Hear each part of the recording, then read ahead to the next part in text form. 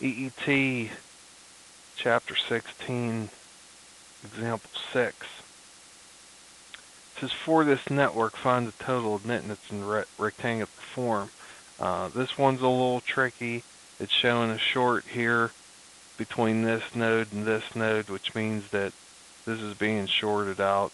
This R2 20K, you can ignore it. Just a little trick. And then Y sub T is going to be 1 over the admittance of each element added together. So taking the first one, R1 10K, 1 over 10K, angle 0. This one here is 4K, so it's 1 over 4K with an angle of 90 because it's an inductor, and then plus 1 over 8K, angle of 90 for this one. And that's it. So then you take your 1 over 10K and you get 100 times 10 to the negative 6. 1 over 4K is 450 times 10 to the negative 6 with an angle of negative 90 because we moved it up to the numerator.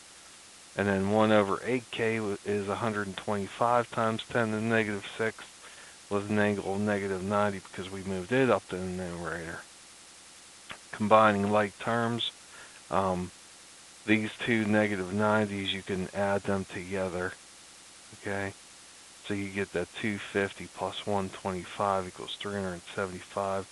Don't forget the 10 to the minus 6, and then the angle negative 90. And then what they did was they just rewrote this as 100 microsiemens because this is 10 to the minus 6.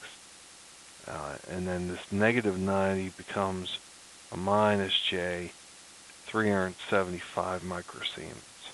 Okay. You could do it. That's the shorthand way. The long way is just to convert it again. You're going to use this formula, and it's going to give you that same answer. Now, here's the tricky part.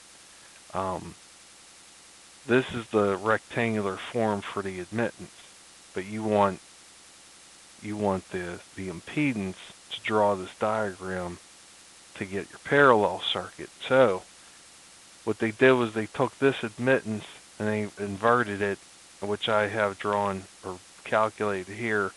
Z sub R equals 1 over Y sub R equals 1 over 100 times 10 to the negative 6.